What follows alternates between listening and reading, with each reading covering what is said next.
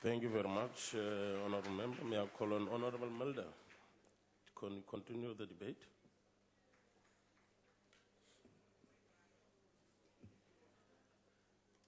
Chairperson, the subject of this debate is worded as Women United in Moving South Africa.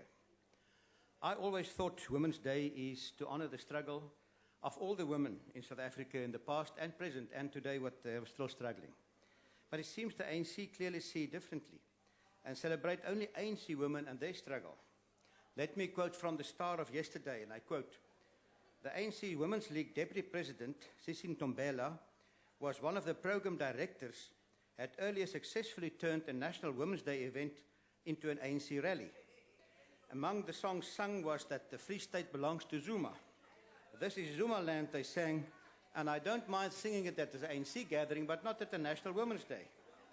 What about the other women, sir? About the other women that struggled in our history? Let's take an example, the slave women of 1800s. They also are important. What about the Afrikaner women in 1900 and their struggle? My grandmother, Mulder grandmother, was in 1900 in a British concentration camp where many women and children died. My grandmother refused to call it the Anglo-Boer War or the South African War or the Boer War or the Anglo-Boer War. She called it the English War because according to her, the British wanted and caused the war as part of colonialism and British imperialism. At the end of that war in 1902, 160,000 Afrikaner women and children were in those British concentration camps. At the same time, 130,000 black people were in British concentration camps. 32,000 Afrikaner women and children died in those concentration camps. You know, that's 10 times more than the number of men that died on the battlefield. 20,000 black women and children died in those concentration camps. Surely they also had their struggle. Emily Hophouse, a British woman who assisted the people in the concentration camps and conveyed their plight to the world, wrote a book on this. The book's title was The Brunt and Where It Fell, of the war and where it fell.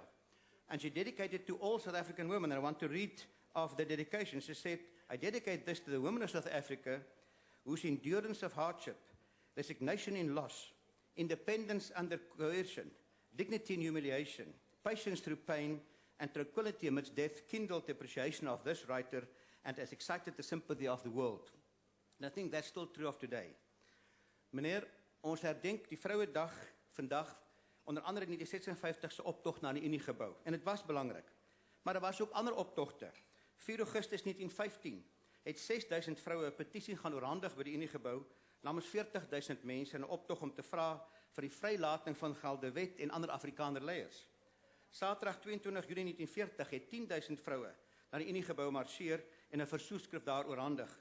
Kom ons herdenk al hierdie geleenthede, al hierdie vroue se stryd. Vrouedag sal net tot sy reg kom as alle vroue en hulle stryd en Honourable Mulder, is 'n tyd is oor. Baie dankie. En die geskiedenis herdenk word.